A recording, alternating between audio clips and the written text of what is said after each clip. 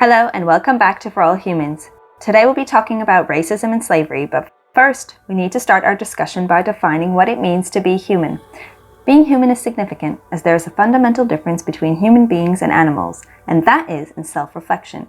We are the only species on Earth that have the ability to think of our impermanence, our self-worth, and our purpose. We have the ability to contemplate the past and ponder the future, and to actively repress our impulses. Animals can be taught almost anything on a primitive level, but as they say, no chimp can self-reflect. That is to say, it is unable to step outside of itself to see itself from an alternate perspective, or to realize consciously that it is alive, that its heart is beating, that it is walking the planet, that it will die someday, and that the moon is overhead. Islam goes deeper in its distinction between man and animal. The Quran states there are several ways humans are favored above other species, through their creation, their intellect, and their custodianship. Let's examine these in greater detail.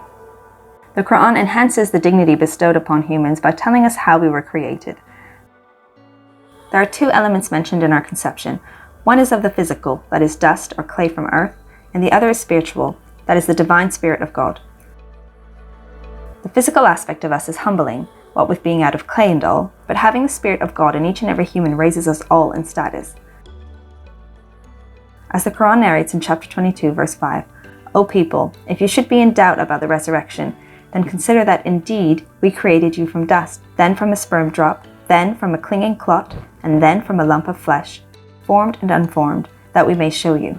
And we settle in the wombs whom we will for a specified term, then we bring you out as a child, and then we develop you that you may reach your maturity. And in chapter 15, verse 29 it says, And I have proportioned him, Adam, and breathed into him of my soul. Being created by the divine spirit of God elevates one's status, and this favor was not bestowed upon any other creature on earth. The word human itself is mentioned in 39 chapters of the Holy Quran and repeated 58 times.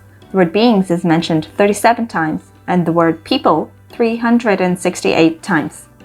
Moreover, the Quran dedicates an entire chapter on being human, and it is called, you guessed it, the human. Now what does this all mean? What's so special about being human?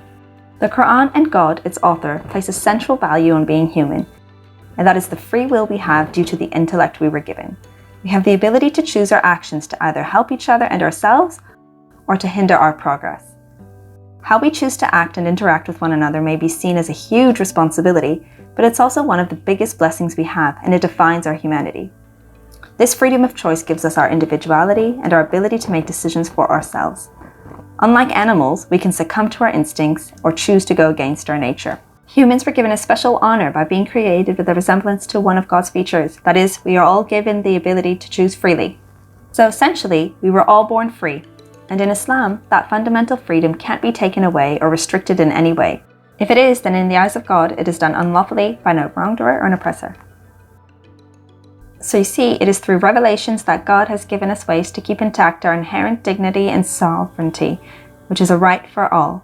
But what revelations is God talking about? As he mentions in the Quran in chapter 3, verse 34, He has sent down upon you, O Muhammad, the book and truth, confirming what was before it, and he revealed the Torah and the Gospel before as guidance for the people, and he revealed the Quran.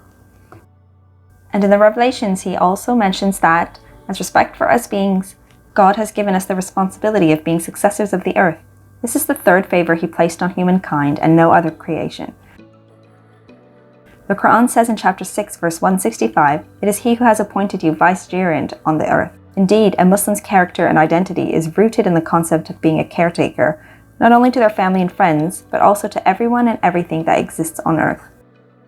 Imagine having to carry that responsibility with every decision you make. Luckily, a Muslim's attitude and way of thinking comes from a place of love and respect for God. They believe they are elevated in status by being faithful worshippers of their Lord. Worship in this context does not only include praying to God or fasting or performing other religious rituals. For Muslims, worship encompasses all aspects of life and all activities you are bound to engage in on a daily basis to live in this world. It's just about being good and doing good.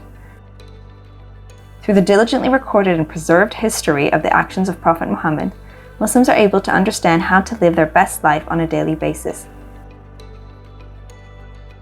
This includes living in an environmentally friendly way and leading a less wasteful life.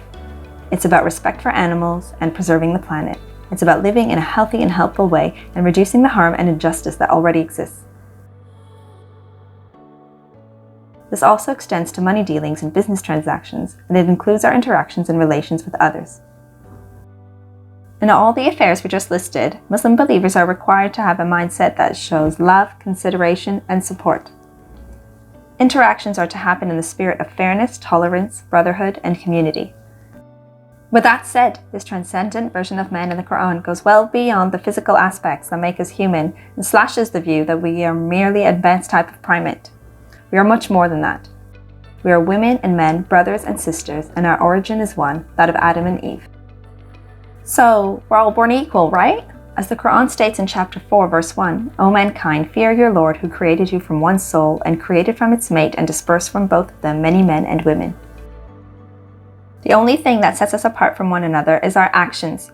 Islam argues that since we are granted free will, we must bear the burden of our own actions. Unlike the angels who are not given free will or intellect, every individual has to own up to the decisions he or she makes. As the Quran narrates in chapter 2, verse 286, Allah does not charge a soul except with that within its capacity. It will have the consequence of what good it has gained, and it will bear the consequence of what evil it has earned. That is the heavy price to pay for our consciousness. And the successful among us, according to the Quran, they are the ones who enjoin good and forbid what is evil or harmful. Earlier, we touched upon fairness in trade and transactions as a part of worship for Muslims. With all the differences and diversity amongst us, the thing that truly makes us the same and really unites us to one cause is trade. There is an economic theory that states the notion of trade is that of comparative advantage, which means that each party is driven by the need of the other, and therefore an economic relationship is established on that basis. In simpler terms, the economy is run on a vast system of supply and demand. You can't have one without the other, and there's no room for vice there without risking a monetary loss. We overcome our differences to be active and viable in our economy, taking advantage of the comparative advantage as it were, yet we scrap this model when it comes to dealing with people on a personal level. A white Uber driver and a brown passenger will have no qualms with one another, but neighbors of different races may quarrel and bicker due to their cultural differences. Why is that? Why can't we unite on a personal level as we do on an economic level? Now let's talk about Islam's views on the creation of humanity. The first truth about the creation of humanity is that all of us belong to God. We must appreciate the beauty of diversity, as the reason for our differences is to get to know one another. God did not create us to mock one another, but so that our knowledge may grow in the getting to know each culture. This can bring different perspectives to the table, but only if we are willing to accept them at that table. Thanks to diversity, we are exposed to different ways of life and experiences, and can learn from and be inspired by them. As the Quran relates, O mankind, indeed we have created you from male and female and made you peoples and tribes that you may know one another. Indeed, the most noble of you in the sight of Allah is the most righteous of you. Indeed, Allah is all-knowing and acquainted. The Prophet expanded on this point, saying, O people, verily your Lord is one, and your father Adam is one. Verily, there is no superiority of an Arab over a non-Arab, or of a non-Arab over an Arab, or of a white man over a black man, or of a black man over a white man, except in terms of righteousness. Have I conveyed the message? They said, the Messenger of God has conveyed the message. With Quranic verses and sayings of the Prophet as clear as these, there is no room for misinterpretation. Islam believes that everyone is born equal. Only our actions can set us apart. God created differences in each of us, and it is for us to get to know each other, not to impose power onto each other or to engage in conflict. The second truth about the creation of humanity is that we all have one origin and therefore should be socially harmonious. Let me explain. As we previously mentioned in the Quran, God tells us, Fear your Lord who created you from one soul and created from it its mate and dispersed from both of them many men and women. The Quran continues to ask us to be careful in our relationships with each other, as God is ever watching. So you see in Islam and in Christianity and Judaism as well, the lineage of humans is tied to one original set of parents, and from the original parents came out children of different races in the early generations, which means we are all one big family, even if we aren't the most functional one at the moment. We are created from one soul, one set of parents, and are all linked. A small example of this can be seen during the time of the Prophet, when there was a Persian companion of Muhammad named Salman al-Farsi. The Prophet said of him, Salman is one of the people of the house of the Prophet. It didn't matter that Salman wasn't of the same race as the Prophet, he was still considered family to Muhammad. With this truth about our one source of origin, racism is not compatible with being human.